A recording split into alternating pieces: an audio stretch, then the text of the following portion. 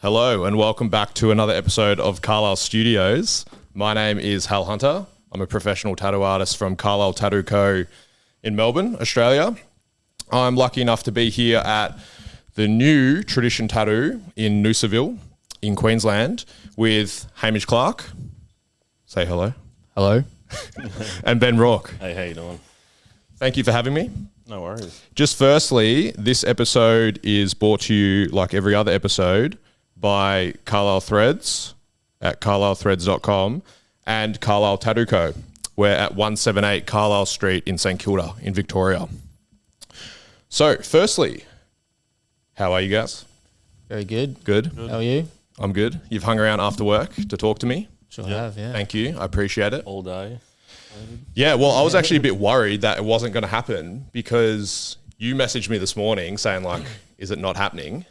Yeah. And then I was like, message you guys back, and none of you messaged me, and I was like, fuck, maybe they're just off it. No, I didn't see. Well, I think there was just a bit of miscommunication, and then he said something to me about speaking to you. Yeah. And I messaged you, and I don't know. I just kind of assumed that it would be cool anyway. Like, We're all here now. Yeah. yeah. Well, we've made it happen. So, yeah, thank you for coming along. I was actually a bit worried that wasn't going to happen. I told Ben this before. But when Bella and she gives her apologies for not being here. She's looking after Lenny at the moment. It's all good.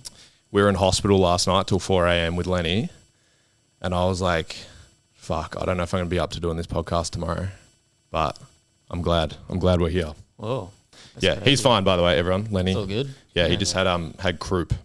But the Noosa hospital was really good. Yeah, right. Yeah. If you ever need to take your kids there on holidays. So we'll go around in the circle. Just a little bit of background on like who you are, what you do, how long you've tattooed, all of that. Cool. Yeah. All right, well, I'm Hamish Clarke. I've been tattooing for almost 12 years. So I started 2012. Yeah, mainly do traditional, I guess, but whatever walks in the door. Yeah, that's about it. Nice. Ben? I'm Ben Rorke. I've been tattooing for about 20 years, I think. Yeah, I've been fortunate enough to have a pretty interesting career, and I do a bit of different stuff. Yep. And I'm always kind of happy to take on anything, but mainly sort of Japanese traditional things like that is what I would want to do most of the time. But tattooing for that long, you kind of it was a bit different when I started out, and you kind of just you did whatever came in. It wasn't like it is now where you get to kind of pick and choose. And I've always kind of enjoyed the challenge of different stuff. So yeah, I've always tried to just keep it interesting and do as many different styles as possible, but mainly like traditional and Japanese. Yeah. Yeah, nice. I guess from my perspective, I've never met either of you, but that's definitely like, I mean, obviously you just see whatever you guys put online, but that's, like traditional Japanese for you, Ben, as well. Is like, the impression is that that's the style you guys do or like you prefer to do. But I think, having talked to a few people, everyone says pretty much the same thing. It's like tattooing foremost, and then ideally the style that you prefer to do is like the goal in the end. Mm. Yeah, definitely. For me, it's, I don't know, like I just feel like a lot of the stuff is, I don't know, sometimes we tend to take the customer out of it a little bit. Yeah. You know what I mean? And I don't think that's necessarily the right way to go about things. I feel like even when people do come in for something that we don't want to do, I've always found that if you kind of, give them the right service, they kind of generally swing around to getting cool tattoos anyway. Yeah, definitely. So you might do something that you think is a stinker at first, but then before you know it, you've done a sleeve or a back piece, and it doesn't take long for people to look around and see flash and kind of see what everyone else thinks is cool in this industry, and then they kind of warm to that sort of stuff. You know what I mean? No, I definitely agree with that. That's something that when we get all the young, I've tattooed for 10 years, so to a lot of people, I'm still like fresh into tattooing, still young tattooer. But to the guys who are in the shop that are, substantially fresher into tattooing than I am, that's the one thing that I try and push onto them is that, in my opinion, and you guys can disagree with this, but there's a lot of tattooers coming into it these days who think it's the other way around. It's like, I feel like they burn so many opportunities with customers by being too staunch or too pushy with a certain design.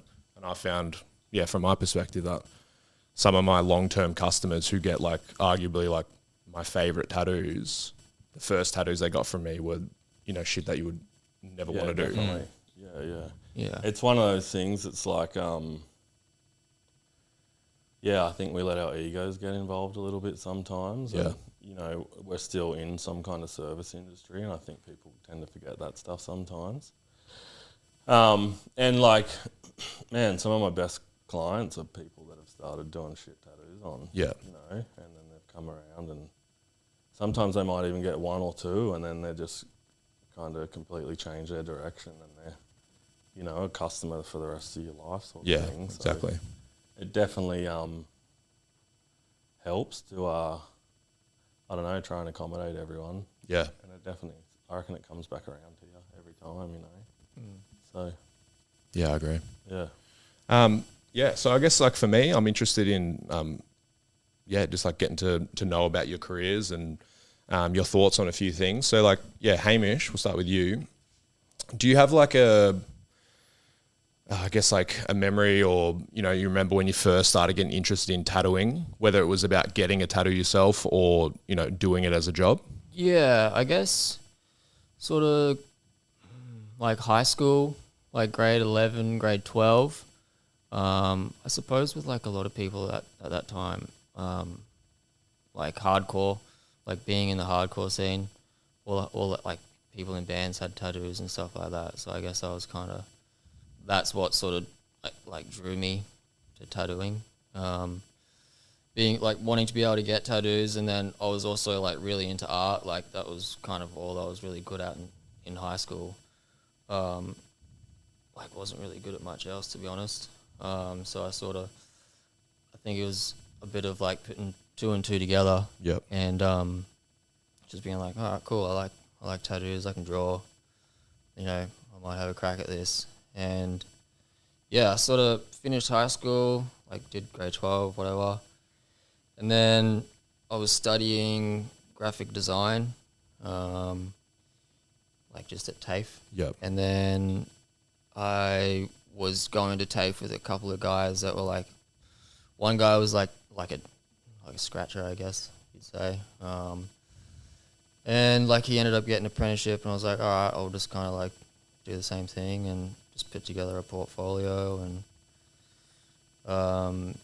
just painted heaps of flash. So I was sort of into traditional at the time, like before I started as well. And I think like the Tattoo Age docu-series thing, like they just come out, so they had that one on like Dan Santoro, and I saw that and I was like, yep, sick, like that's the kind of thing I want to be doing. It's kind of my introduction to it, I suppose. Nice. And what about you, Ben? Mine's probably like later on in life, like pretty similar to his. I guess it started from probably like, hardcore bands, playing in bands, having friends in bands, having friends getting tattoos. I've got a couple of friends that I grew up with that tattoo now, but like beforehand, like my probably earliest introduction would be when I was probably 6 or so. I came, like my auntie was married to a bandit, and he was tattooing up here, and when we first moved from Sydney up here, we were living with them for a few months, and like they were tattooing at the house. So like it's kind of always been around me. Like my stepdad was getting tattoos, like whether it was dudes from the bike club, it was always kind of there, And then as I got older, obviously we kind of separated from them. And then as I got older, playing in bands, doing things like that, I ended up kind of reconnecting with friends of my aunties and my auntie, and like I was like trying to get an apprenticeship, and it was real hard back then. 20 years ago, it was like walking into shops now is probably a bit easier than it was then.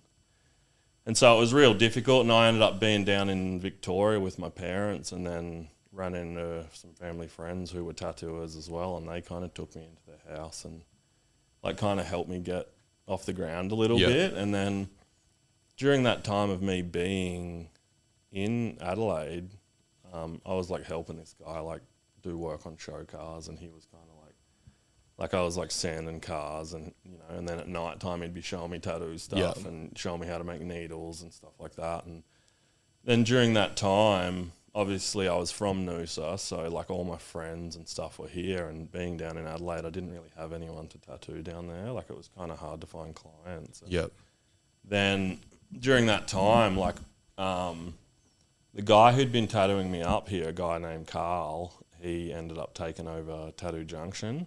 Mm-hmm. And I'd kind of kept in contact with him since I left. And once he took over that, because he'd been tattooing me and he knew me, he kind of like said, come back and I'll give you an apprenticeship. Yeah. And it just kind of made sense. Like I spoke to Bob, the guy that I was living with, and he was just like, yeah, just go for it because your friends are there and it's the only way you're going to get momentum, Yeah. So I came back here and started at the Junction, and then that kind of lasted, I don't know, maybe a year. It was just like I remember the first day that I started, I had to do like, this was like my first professional tattoo ever, and it was like 7, black lines like this around the guy's arm. Like I'd hate to see that thing now. Like it was just literally like I had an apprenticeship, but it was like you're just tattooing now. Yeah. It was fucking crazy, man. Yeah. And then like that was your first day. Yeah. Like I still, dude, the tattoo would look like like roadkill, man. Like it would be such a mess. And even that's like, I would put that up as possibly one of the hardest tattoos to do. Now, even like trying to get the stencil on is hard, you know, for something like that, let alone tattooing it. And it's like, it's pure bullshit that got me through like the tattoo, like just talking this guy up and like keeping his eyes anywhere but looking at the tattoo, Yeah. And then, so I was kind of doing all right there, and then I ended up kind of out at this other shop in Toronto with this other apprentice, and it just got a bit wild, man. Like I just did, like in my head, what I thought it would be like I thought I would do like an apprenticeship. Yep. And it was just like it was fucking crazy, some of the like stuff that I had to do. Yep. And then like I'm there with this other apprentice, and then like you have a little issues at the shop, and then you just don't even really know how to deal with any of it. So I ended up having a bit of a falling out up here, and then, kind of ended up down in Brisbane. Yeah, nice. So. Yeah, we'll get on to the tradition tattoo in Brisbane, but just, Hamish, did you, your first shop and how you eventually got the apprenticeship and stuff? So, at the time, so this is like 2012, like Ben said, it was super hard to get into tattooing back then. Like it was pretty, like it was, gate kept, I guess you'd call it. So I'd just, with my portfolio, jump on the train, just visit every tattoo shop there was in Brisbane and the Gold Coast, and just trying to find anywhere that would take me. And then got offered, it was sort of like half apprenticeship, half like just, I don't know, like just general upkeep at, what's it called? Valley Mall tattoo. Mm-hmm. I did a day there, and then it was sort of like touch and go for a little bit. Like they were like, "Oh yeah, come in," and then, like last minute they'll be like, "Oh no, don't come in. It's not going to be busy." So I kind of just cut my losses there, and then I just kept looking, and then I got, I went into City Body Art on Elizabeth Street, and then they kind of just gave me the green light and said, come in this Saturday. And kind of started there. I guess kind of similar to Ben, like it took me like maybe like a week or two before I did like my first tattoo. Yep.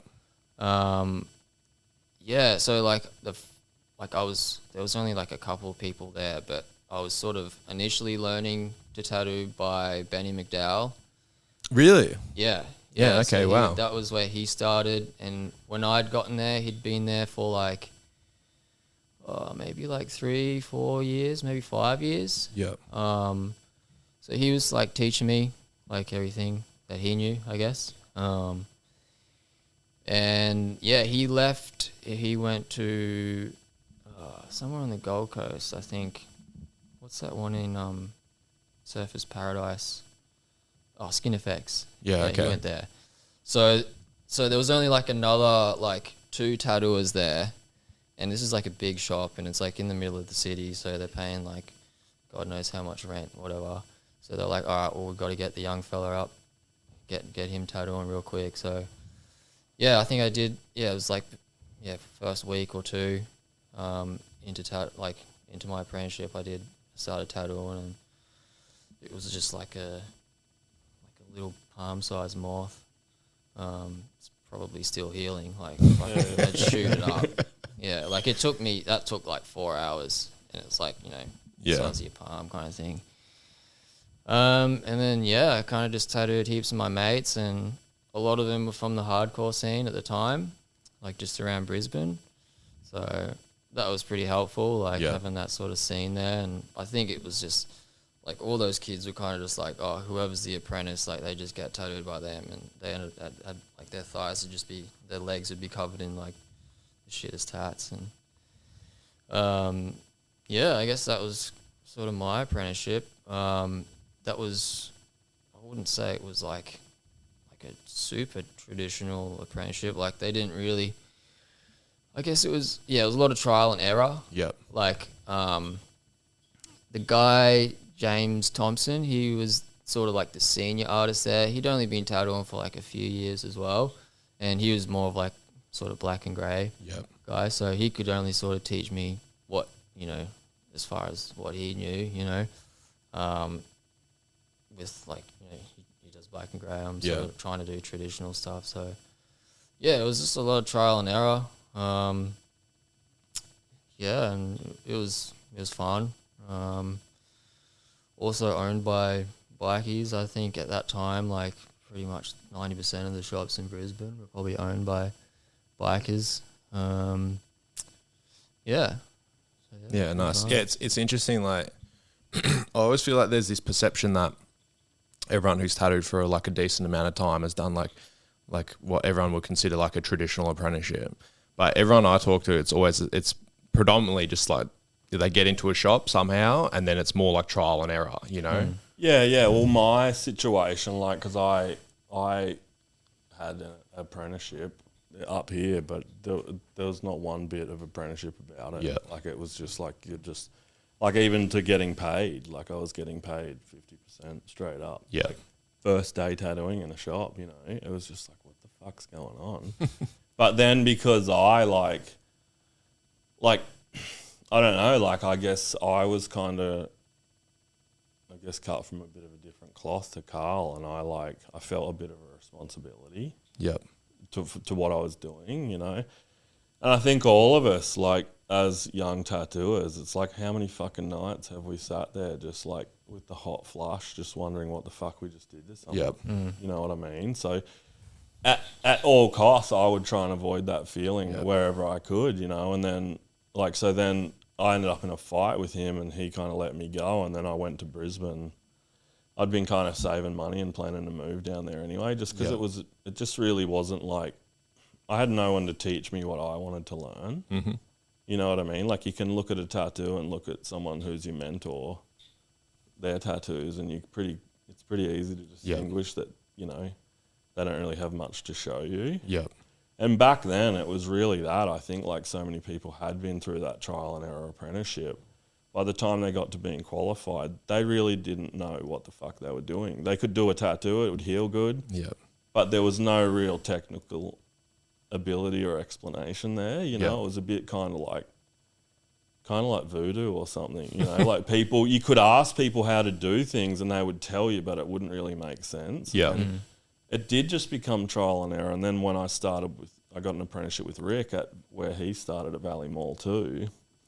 And I had a great experience there. Like I, straight away went back to no tattooing. I'd been tattooing for a year already, straight away back to no tattooing, and then like I had to make needles for everyone in the shop. I had to draw Rick's tattoos. I had to do all sorts of shit, dude. It was like a proper apprenticeship, you know. And then that went for like 4 years. And as much as it sucked, like at least I felt like I wasn't responsible for something that I had no idea about. Yep. Do you know what I mean? Like it was kind of like I couldn't even talk shit out of a problem because I had no idea what I was talking about, you know? Yep. So just to have that like actual kind of training and have a bit of understand, like even just making needles and things like that, like just was just huge to be able to understand the difference between. Yeah, I wish I got taught that. Like tapers and, you know, soldering down too far and just different things like that. It really, like I'm like an overthinker and I've got ADHD and stuff like that. So my brain's just process, you know, so I could kind of identify how things were operating and working and kind of started to figure that stuff out for myself because it was hands-on, you know, whereas these days you're just buying a box of needles and you're not really spending because I was making needles for everyone in the shop. So I'd go in on my days off and just like sit there and just make needles. Yeah. Because I wanted to try and do the fun stuff when the fun stuff was happening at the shop. Like I didn't want to have to sit there and do that stuff, you know, when people were around. And then, but just having that knowledge just helped me so much to be able to like put what other people were saying into the process. You know what I mean? You could kind of like link it up a little bit and you could start to figure things out yourself. And so as much as it was still an apprenticeship, it was more like I still didn't get much of that like direct knowledge. Yep. You know, like I made needles and stuff, but the tattooing part, I think it was like I feel like it took me so fucking long to learn to tattoo. Yep. Whereas now some guys these days are just like, it's incredible. Like some of the stuff that you see on Instagram, you're like, who's this person? Yeah. And they're like, oh, they've been tattooing for 2 years. Yeah. It's like mind blowing, you know? So that's the thing I think anyone listening who doesn't tattoo, it's like they'll never understand like almost like for me, like the anxiety of doing bad tattoos on people. Yeah. And I was like, I remember before my wife Bella tattooed and I was like doing my apprenticeship, I was like, you know, fresh into it. I would go home and I'd be like just driving home and you seriously like, you're contemplating like what have you actually done to someone? Whether the customer knows it or not, you know, like you don't want to show your face again. Like, I never want to see that person ever again. Yeah. Because like I'm traumatized by it. And I still tattoo some of the people I've done like my very first tattoos on, and I've reworked all of them. So like they're all, I mean, borderline passable, but it's very humbling, you know, like, and I say to all the young guys at the shop again, it's like, you know, they've all tattooed, like not all of them, but all the younger guys, we've got one apprentice, like the tattoos he's doing now are healing better than the tattoos I'd done after 4 years, you know? Yeah, yeah. And I think that's like probably the main difference is because they don't have that trial and error phase for so long that they aren't like just destroying people's skin. And I think it's in our best interest to make sure that I feel like our generation of tattooers has really paid attention to what they're doing a lot more and like it just seems like whatever's happened between that kind of era and now, it's just like people are just picking it up. Like you just never saw it that quick back then. Yeah. Like it was just always kind of like, you know, like I remember seeing Rachel's stuff when she started and she seemed to get real good real quick, you know what I mean? But even that, it just seemed like a bit more of a process. Like some days it's just like, you see an apprentice's tattoos and like it's like my 10th tat and I'm just like, fuck off. You know, like it's depressing. You know? Like it makes me feel like I don't know, like what the fuck was I doing? Yeah. You know, a bit like that. Because you kind of like, once you know how to do a tattoo, like it's like, you know, it's kind of like parking your car or something. Yeah. Like you don't think about it anymore. Well, I don't, you know, I've been tattooing for long enough that like, I don't really think about tattoos when I do them. My body just does it. My mind just, you know. Probably also has something to do with like who's like you said before, like who's teaching you. Like you look at like Tom from Melbourne Tattoo Co. and like the new apprentice there now. Yep. And like they're learning from people like Wizzo and Benny and whoever else is there. And like, you know, obviously they're like a product of their own environment. Yeah, definitely. And if you're sort of hanging around shops where, you know, they're not the best artist, or, you know, they don't have like the knowledge to give you to sort of, you know, make the tattoos that you want to make, then that kind of definitely. Well, their new apprentice at Melbourne Tattoo Co. I follow the shop on Instagram, and they posted like a photo of him tattooing and doing this ghost tattoo. I don't know what the cartoon is, I can't remember, and I was like, oh fuck, they got a new guy working there. And then I went on his account, it was like he's like the new apprentice. Yeah, and he's done like 20, 30. Well, he's posted like 20, 30 tattoos. You can see like the first ones that he's done, and like they're like what I was doing, you know, 2, 3, 4 years. Yeah. You know, and I'm just like, whoa, like. Yeah, I just think that like that's where you see that like the collection of tattooers around them are invested in making sure that they succeed. Yep. You know what I mean? Like, and it's like I do it with even like Hunter and people like that. If I see him doing something weird, I'll tell him. Yep. And it's not out of just trying to be the old head and be the asshole. I always explain to him why. Yeah. And because it's like I banged my head down that road for a fucking year and a half until I figured out why that was fucked. Yeah.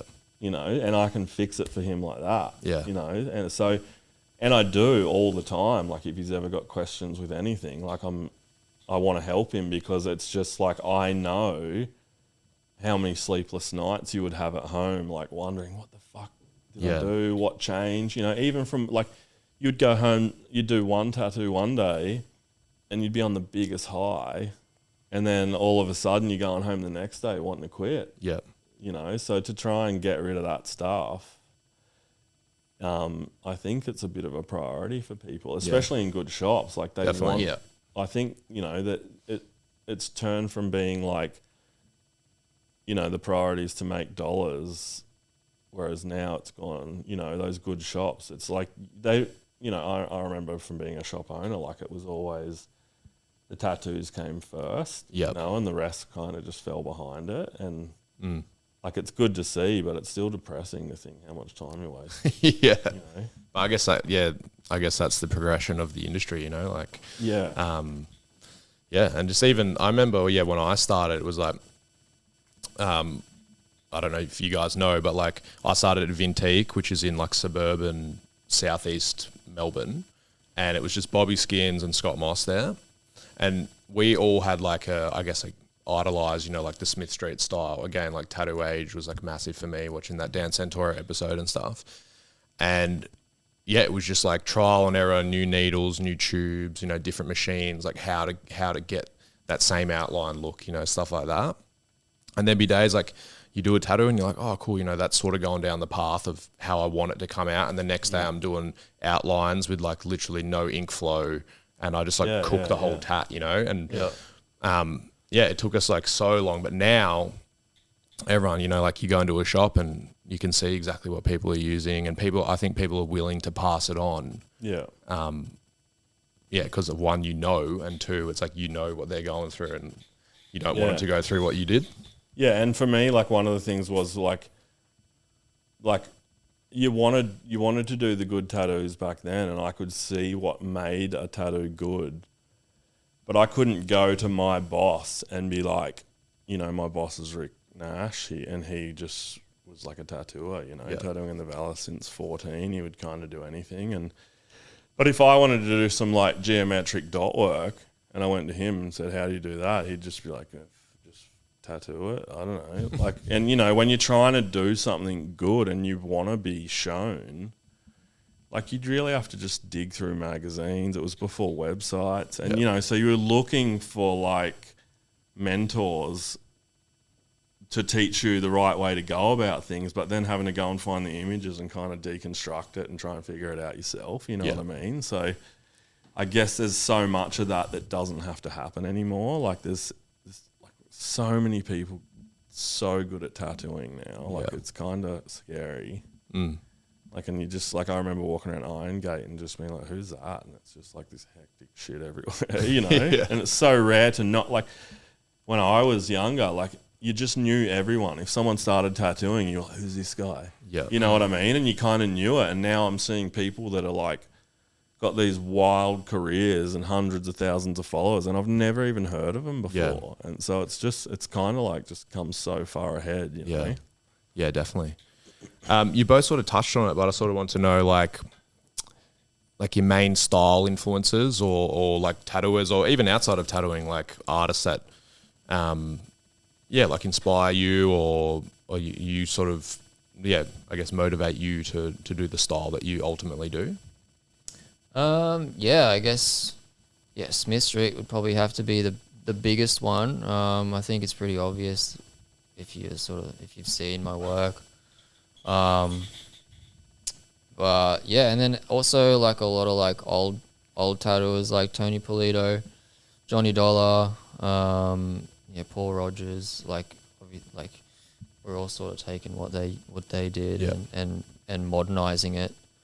I guess those are probably the biggest ones. I don't really have like too much influence sort of outside tattooing. I guess I guess what I'm doing is pretty much very tattoo related. Yep.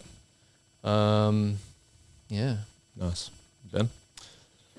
Yeah, similar to Hamish. Obviously with doing a bit broader stuff, it's kind of like I'm influenced by so many people. Yeah. You know, like just the way my head works. Like I'm very anyone that knows me knows that I'm like a bit of a lunatic and kind of like it shows through my work sometimes, just the difference and stuff. And like half the time, like I've just got this stuff inside me that I kind of need to get out. It's kind of hard to explain, you know what I mean? But it's like if I just do one thing for too long, like I can't. Like I need to.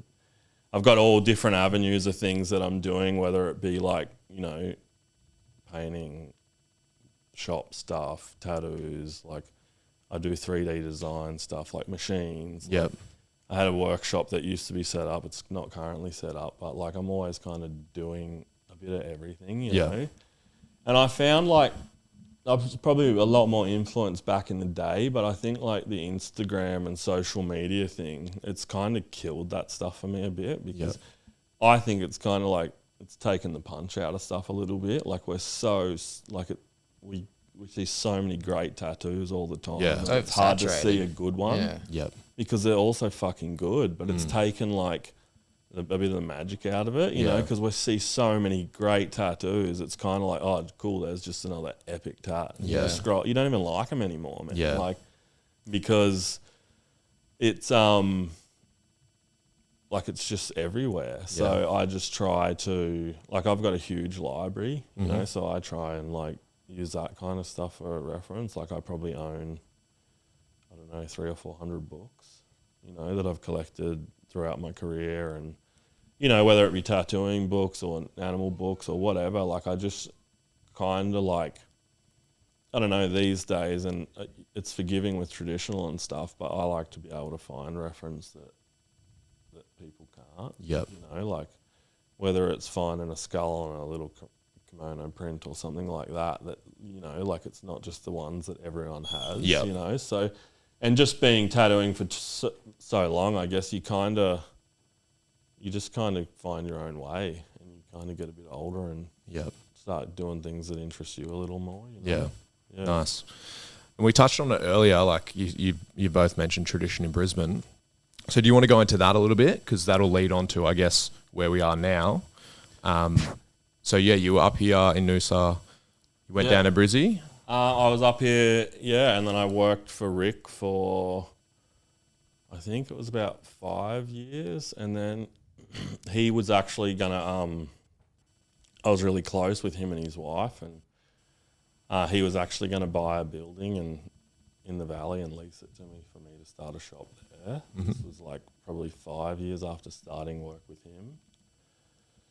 And I was kind of all for it, you know, just being young and I guess impressionable. And, you know, we went to a couple of auctions and things, and they got passed in, and then I remember one night we were kind of looking at remortgaging our apartment to like get a bit of money to renovate the shop and stuff, and I was just like, what the fuck are we doing? Like, I've been tattooing for 5 or 6 years, and like I'm committing to this. And I think it was more so, like, it was more for Rick than it was for me to stop other people from moving into the valley, you know? And I kind of sat down with him and had a bit of a heart-to-heart and said, look, like, I appreciate it, but I'm going to apply for a job at Westside, because that, to me, at the time was like, you know, one of the meccas of tattooing in Australia. There was so many good people that had worked there, and it was really somewhere that I'd strive to, like, try to get a job there. So I said to Rick, like, I'm going to apply for a job, and if it doesn't pan out, I'll stay with him and do that thing. And yeah, I applied for the job and got it, and then worked there for 6 years. Stuff got wild, and then I opened a shop, and I just kind of thought, like, you know, over the time that I worked at Westside, things kind of changed. A lot of stuff happened. Like, don't get me wrong, like, I had some of the best years of my life tattooing in that studio, and it's opened so many doors for me. Some of my best friends are from there, and so I left there after some stuff happened, and just kind of thought that, like, Brisbane was lacking something, you know, like, it was kind of, some of the old shops were a bit tired, and I just felt like, you know, Melbourne just had so much going on and stuff like that. And so I just kind of thought, fuck it, I'm just going to do it. And I think, like, the guys at Westside thought that I was doing a private studio, but I'd rented like 165 square metre building in the valley. You know, so I was just kind of putting my balls in the breeze and going for it. And yeah, we obviously, like, it was really successful. It was a great shop, and like, I've got so many fond memories there. Is that the first time you guys sort of cross paths? Yeah, probably. Actually, no, I think I saw you one time in Melbourne, like my first convention in like 2015 or something, just at the airport. And I was like, I'm pretty sure it's Ben Rorke. But I don't know, probably never told you. Do you remember about that interaction? No, you probably wouldn't have even known who I was. No, like, obviously I probably would have known. Like, it was so different back then that you knew, like, as soon as someone was the apprentice, man, you were just like, oh, who's this, you know? So I definitely knew, and I saw photos of people who were getting tattoos from you and stuff like that. But yeah, the first time I met him was, it would have been when he came for the interview at the shop. And because I think from my memory, that was like my first memories of coming across you was in Tattoos Down Under. There was like a interview piece. And we, that's not even going to go into it, but we had this like family fishing shack that it was literally just like a roof and a concrete slab.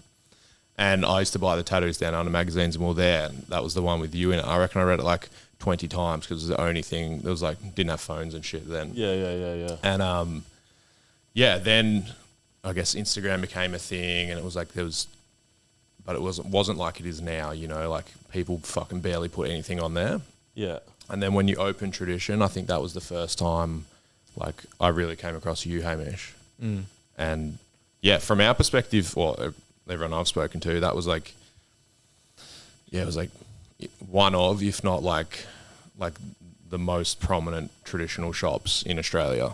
And like, like for me at the time, like, it was my first business, and I spent so much money on that place, and like, you didn't ever go there, but it was like a really, I've driven past it actually. It was like a beautiful shop, and I put so much pride into it, and I don't know, I feel like I probably, like, COVID didn't help, and we were killing it, like everything was going so good, and then obviously COVID just destroyed so much, and it built in excuses for people to not show up, and then you know, then people that work for you have got families, no one's been on holidays, and it was just real hard for me to kind of, like, it felt like I just had to keep starting again. You know, and we kind of got momentum, and then we got to a point where, like, I don't know, like, it felt like everyone loved the shop way more than I did. You know, because I'd like been through so much heartache with it. Like whether it was like, you know, like I decided to renovate by myself during COVID, and you know, I used a whole bunch of our savings and ended up like getting a trapped nerve and then having to have surgery, and like it just kind of like this cycle of events happened that kind of made me not too stoked on it, you know what I mean? And it's real hard for like to walk away from it, and a lot of people kind of don't understand it, but it just like, if you don't like something or you get to that point, it becomes really easy, you know. And other things that I had going on in my life and circumstances that I didn't see coming obviously led to that that closing. But yeah, it is really nice for me to hear like people now how they talk about it, you know. And like when I put the post up about doing something again, and all the messages I got from everyone, and like it's really nice to still realize that like it kind of made a little bit of an impact. You know what I mean? Like I definitely did. Yeah, so that stuff's nice to hear for me. Like during the time, you know, you hope that you're doing the right thing, but you're really just, you know, flying by the seat of your pants and hoping. But man, like when I think back at it, like just the people that came and worked there and some of the flash days we had, and like I feel really fortunate to have done it and still been able to walk away, and then now to potentially be doing it again. You know, it feels kind of right, you know, like I didn't think that it would happen, but here I am, you know. So awesome. Exciting. Yeah. And what about you, Hamish? So you were obviously there for the whole duration? Pretty much, yeah. I think I started maybe like a few weeks after you guys first opened. Yeah, I think it was like John and Scott. Yeah. Shannon. Scott was there with me the first day, and I think then John, he'd started at Westside with me. But he just kind of walked into it when it was a bit of a wild joint. And he kind of had a falling out with some people there, and then, you know, within the second day of opening, he was coming to work for me because he was just like, I can't do this, you know. And then I think it was you next. Yeah, and then like around May or something, 2000. Yeah, and we opened in March, and then I think Damon after that. It just you know, like it was such a big space, and like I was so hands on with building it and stuff, and like just to think about it now and think like, what the fuck was I? Like it was crazy to think like that I just got this massive shop, you know. Like it was so big, and people would come in and just be like, fucking hell, and like and like it just kind of worked out. You know, even to the point like when I left, like it's just like, you know, Brendan, who took over Westside, took it over, and like I had a great relationship with my landlord, and I got all my bond back, and like, did I still owe like 300 grand on that lease? You know? Wow. Like it was still like, it was like 280 grand left on the lease, and he just was like, yeah, you can, it's all good. And, you know, it's things like that made me kind of realize that like that was meant to happen. You know, because if it wasn't, like, it was just kind of so easy for us to get out of it. And then to be here and now, it feels like that again. You know? That's awesome. So, So when you guys, when you closed that, Ben, what happened with your career? Like, well, I know what happened, but tell everyone else. Okay, so I left, you know, maybe a few months before it closed down.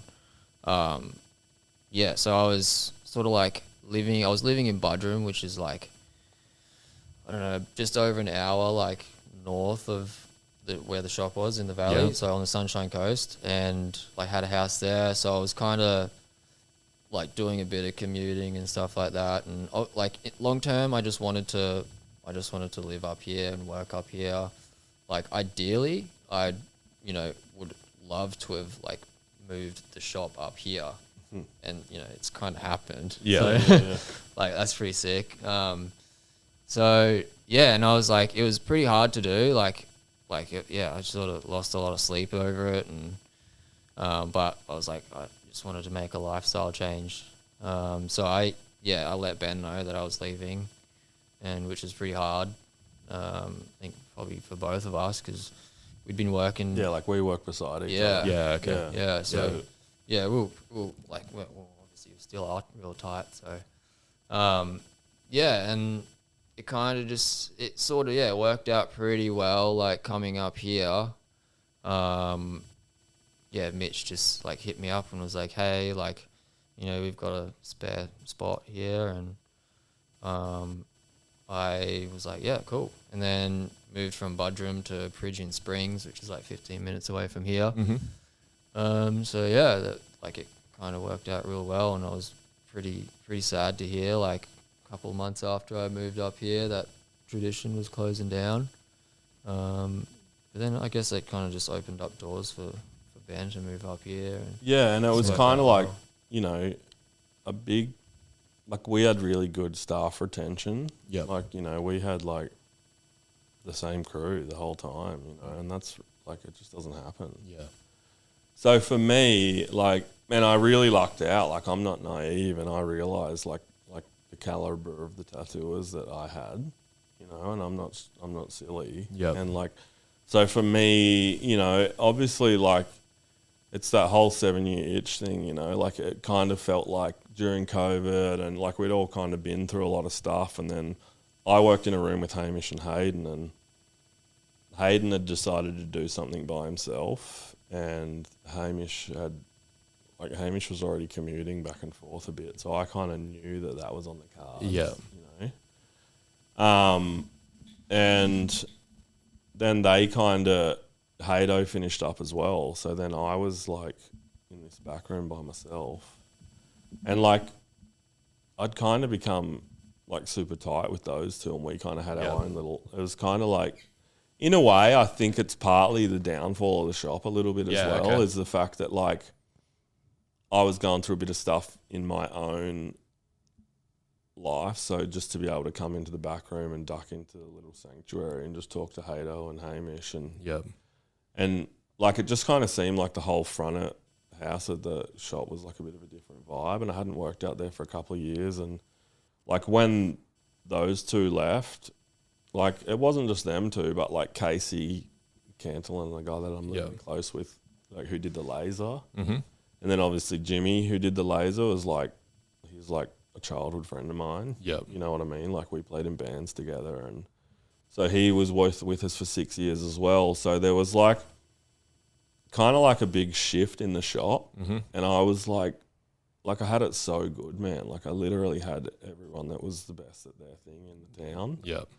So then to think about like how far back I felt like I had to go, like I wanted the shop to keep like growing, you know, and I just felt like I was just going to take a big stumble, and then with the stuff happening in my personal life, it just kind of made, like I was tired, man. Like I was like, it was so hectic getting through the pandemic, and like being a first-time business owner, there's so much stuff. Like, you know, I put a post up on Instagram kind of telling people to pull their heads in and stuff, and, you know, be better to their bosses. And I mean that shit, because it's like, you just don't understand like what they take on. And like, even for me, like I felt like such a piece of shit after I like started running a business, like just for how like ignorant I was to my old bosses. You know, and that was one of the biggest things that hit me. And like then the stuff that I did for my staff, like I was really kind of like trying to make it a family, and I helped everyone. You just take on so much shit that you don't need to, you know. You're up worrying about people all night, can't sleep, you know.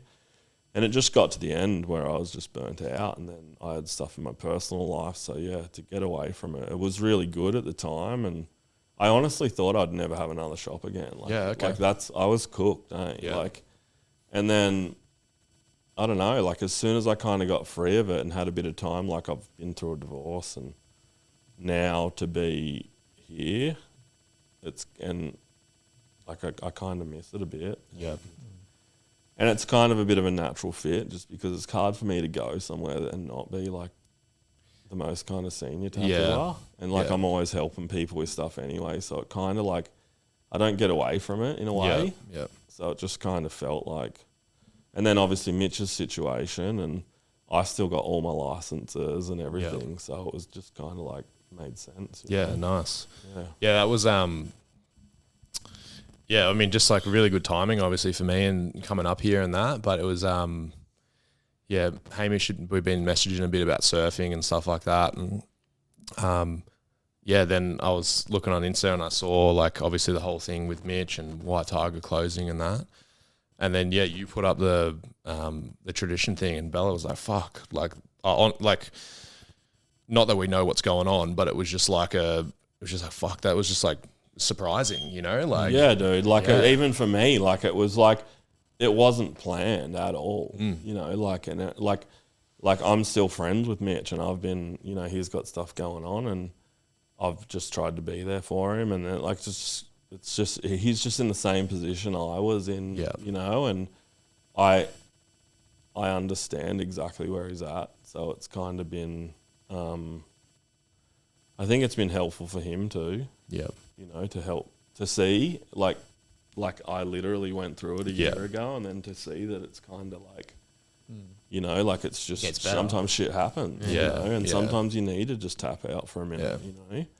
Definitely. Yeah, like I found for me, like it was just to not have to think about anyone else was good for me. Hey. Definitely. I also think tattooing is one of those jobs, like if you love it, it's the greatest job in the world. But if you've got other stuff that's like taking up your mental space, I think it can be really hard to, you know, to stay on top of it all. And that's why I sometimes think you do see guys get to a certain age or certain stuff happens in their lives and they just go, fuck, I just need to like step away and, you know, just get a normal paycheck or something like that.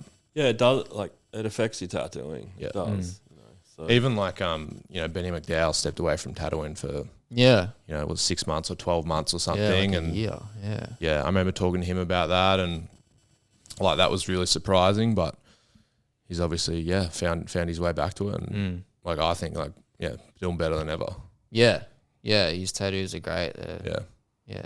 Actually, he's another really big influence on me as well. Yeah, I would say him the same. I remember getting tanned by him when he was at Voodoo in St Kilda. He did this skull, and whenever I show people, they're like, "Oh, Benny did that," because it's a bit like it's obviously really different to what he does now. But Benny dominates.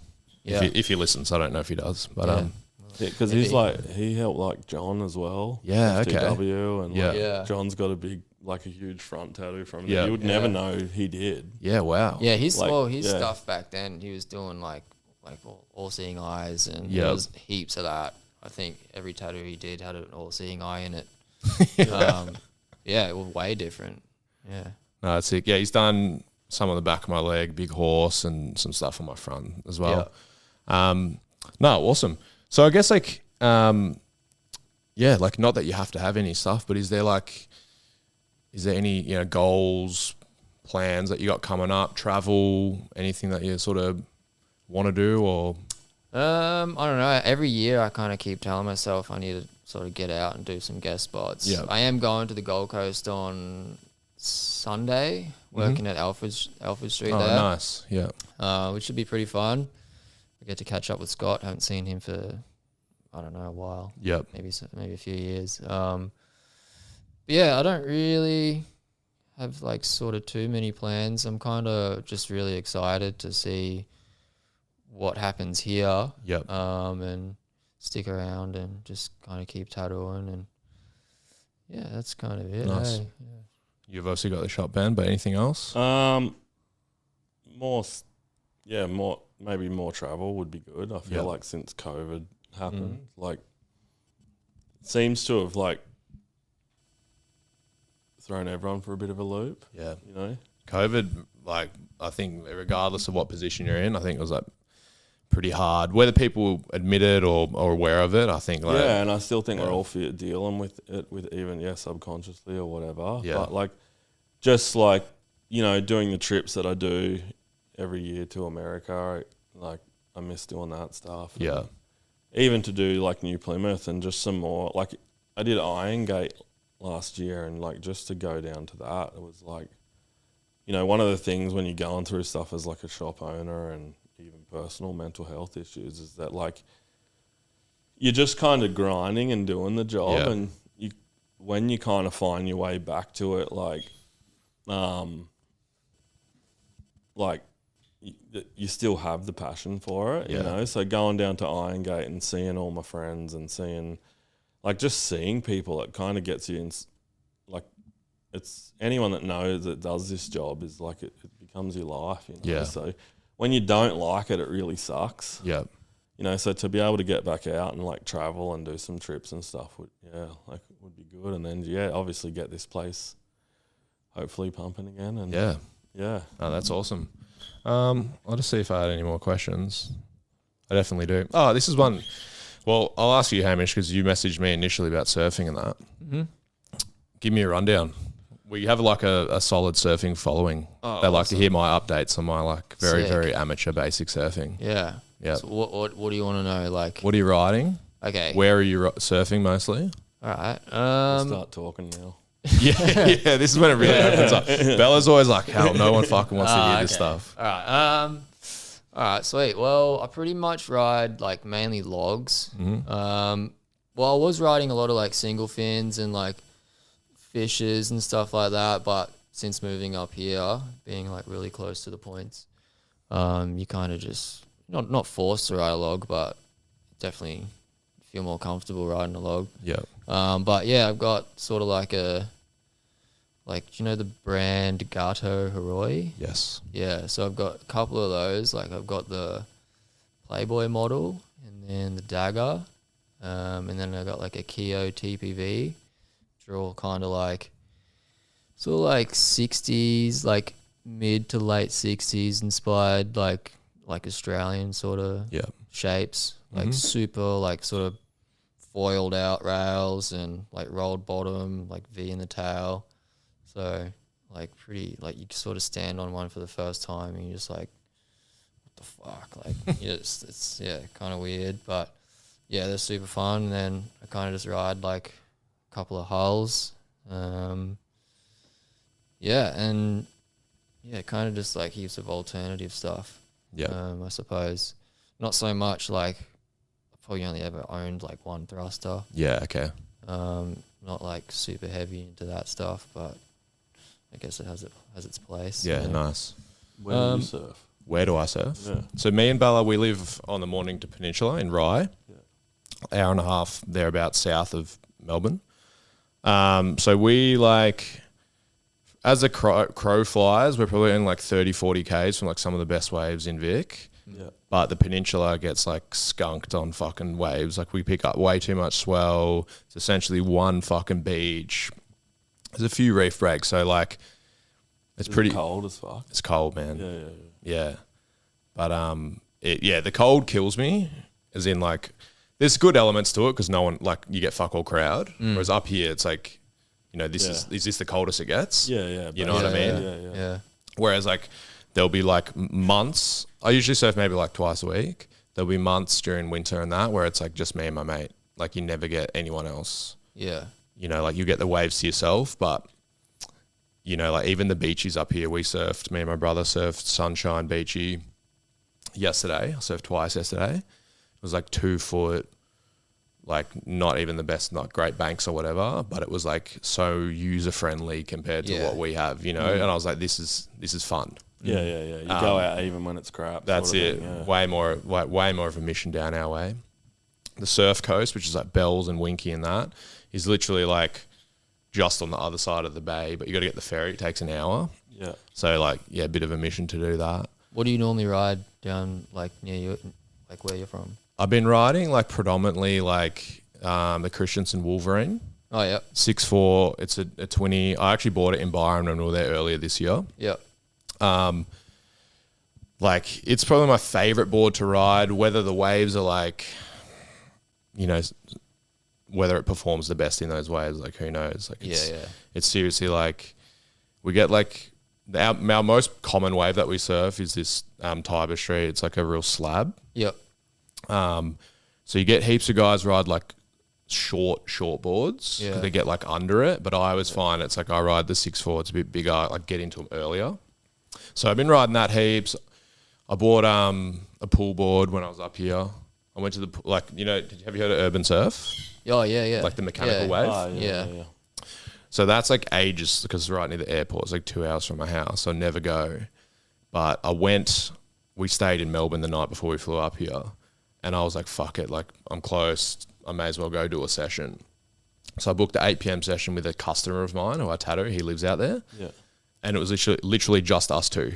Had the whole session, the whole sick. pool. Like it was pretty surreal. How does that one work? That wave pool? Is it like? Not like a big. Is it like a big arm, like Kelly's pool, or No, or it's is it not one of those like that. plunger ones that does. Nah, I don't There's actually so many know. different types around now. It's not the plunger one, yeah? but it's not like Kelly's one. Yeah, right. So I don't actually know how it works. And it's like it's got a really good shape. The wave. How big is it? It probably gets to like 3 foot. But enough. it's got like, if you surf in the ocean regularly, it's got like fuck all push behind it because it's obviously generated over like 5 meters. Yeah, you know what I mean? Oh, okay, yep. So all the guys who surf there regular, they have like pool specific boards, like epoxy construction. Yeah, is it salt water? No, it's fresh water. So So it's like it you're way doesn't- less buoyant. Yeah. I was thinking Yeah. that. Yeah. So it is like takes you like maybe, half the session if you haven't surfed there in 6 months to get used to it. Yeah. But I'll show you after this because it all gets filmed and shit like that. Oh wow. Yeah, it's a fucking like it's a pretty wild setup. And I always think like because I grew up in Melbourne, in the north, I was like, if I had that as a kid, that would be like my dream. Got a Yeah, full yeah, restaurant there, like skate area, And the waves grass. like good. Like Yeah, like Like well, I think if you're learning to surf or want to actually like practice certain things, it's like it's 1,000 times better than driving down to the beach. fighting. Do you over even banks know and like stuff are you going to that. get a wave? yeah, You know yeah. what I mean? It's like 5 foot Yeah. onshore. Yeah. That's it. Or like yeah. And they have like currents. different There's all like different settings. Yeah. Yeah. What? Like how far can they go with the settings? Like So they got like they can push it way further than they do in the sessions. Yeah. But it's like beginner, cruiser, intermediate, advanced, and expert. And advanced has 2 options. You can do advanced, which is half turns waves, half barrel, and then advanced turns, which is all turns. So they have okay. like different settings that they change it. it's crazy. Hey? They've got like an air setting, but you can only do it in like a private session because there's like, I don't know, the way they run it apparently is So like, it just keeps giving you sections. yeah, they only do 1 wave per set. Yep. So whereas I think it's like 10 or 12 waves per set in the normal sessions. Yeah. But yeah, okay. in 1 hour, it's like I got 26 waves, So like if you wanted That's to like, alright. yeah, that's why I think that's like, it's no substitute for the ocean, which is what people wanted it to be initially. But yeah, it's like if you actually want to like progress in surfing, like, Yeah, 26 waves an hour. That's yeah, and it all Pretty gets good. filmed. You can send it off to like coaches who will like review it and send you back info or whatever. So It seems like because obviously I grew up surfing too and around Yeah. Noosa and stuff, and I've sent him like videos. Like I'm always sending him waves and barrels and all Yeah. kinds of stuff, and like even just the progression in like seeing Kelly's pool, it started looking Yeah. like it was a swamp, and now it's like getting better and better. It seems like the water's cleaned right up, Yeah. and like it just like it's going to be crazy to think what it's like in like 5-10 years. Yeah. Well, they're already saying it's like all these young kids who grow up in like even like Waco, Texas. It's like not even near the ocean. They can all just bust like huge airs and like technically so progressed. Yeah. Whether that like translates initially to the ocean, it's like it probably doesn't. Like I tattoo guys who live in Tullamarine near the airport and they learnt to surf there.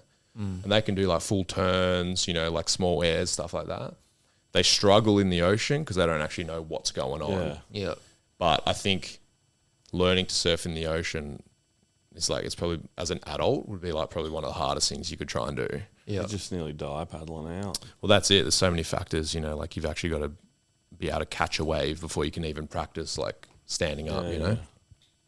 But no, interesting. I like Turk and surfing. That's why Yeah. Bella's always like, fuck. I talk for ages about it. And she's Yeah. like, or like my new hobby, whatever Hopefully it is. next time you come up here, there's like some waves on the points because Yeah. there hasn't been any for I know.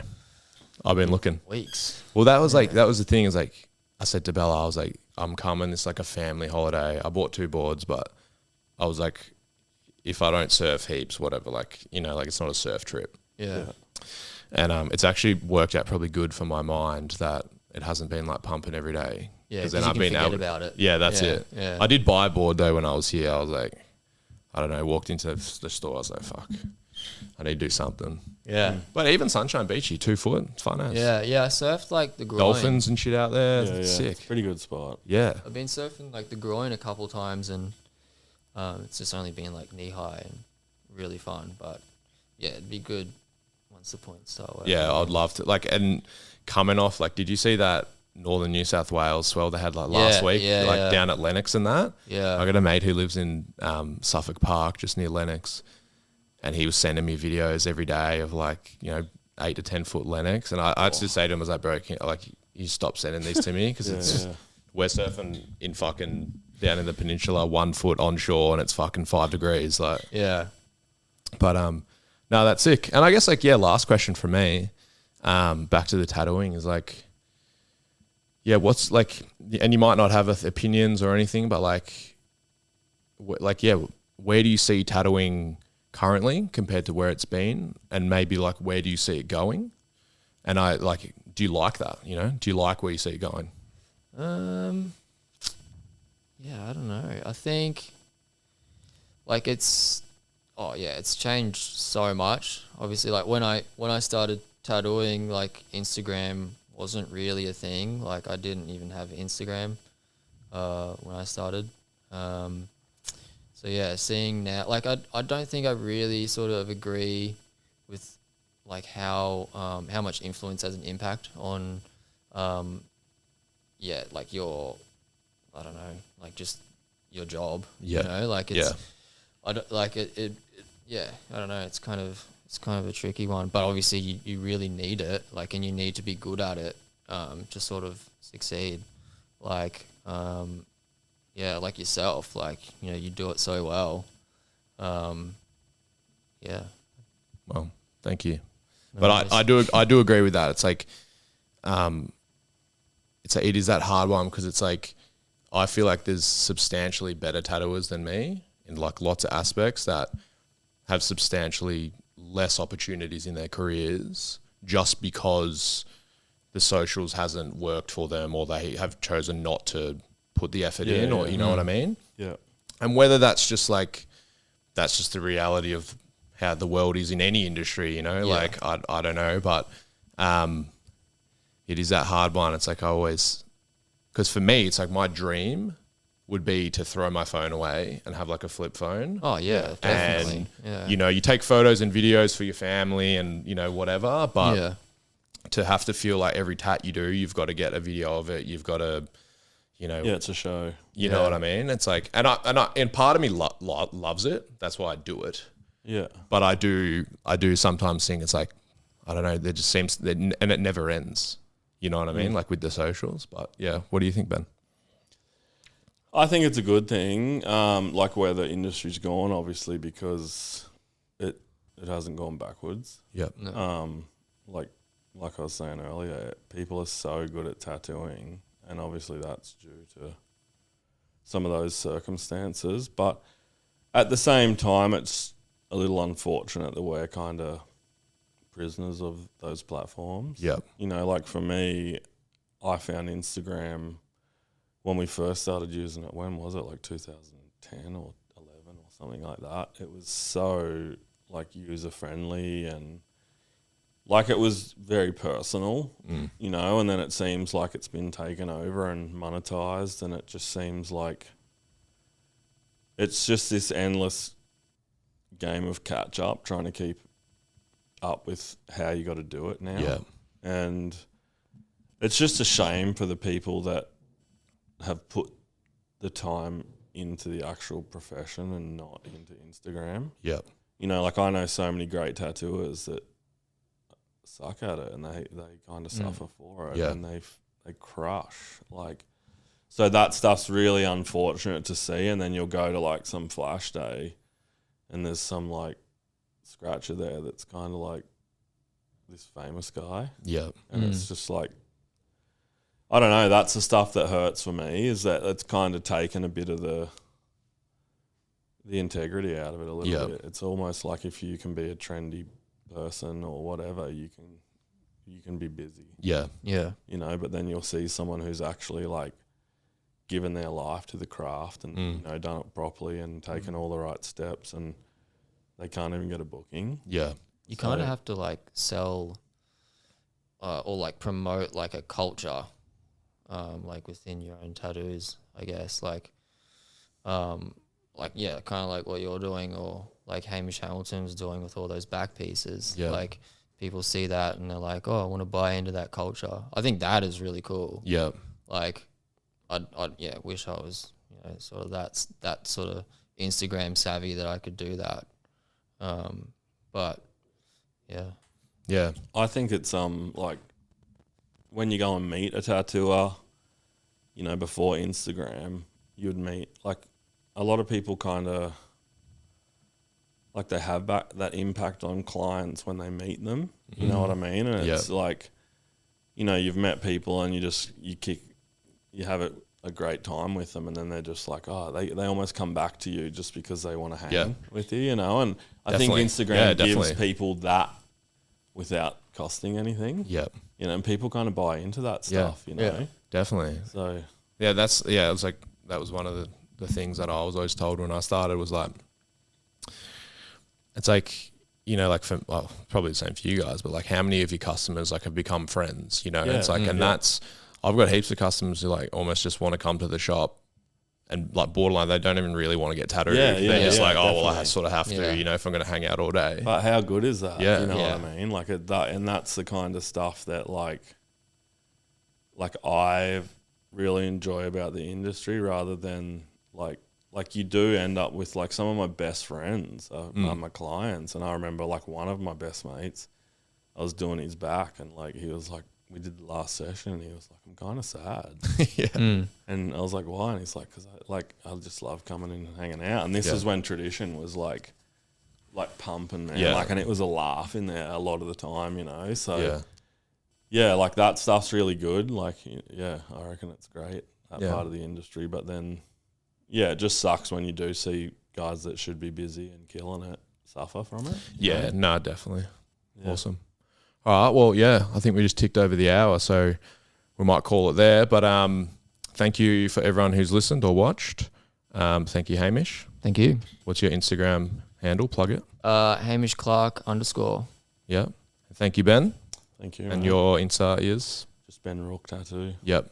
And yeah, we're in the new Tradition Tattoo in Noosaville up in the Sunshine Coast. So if you're ever around the area and you want a great quality tattoo, come down and see the guys. And we'll be back next week with something new. Thank you. Thank you.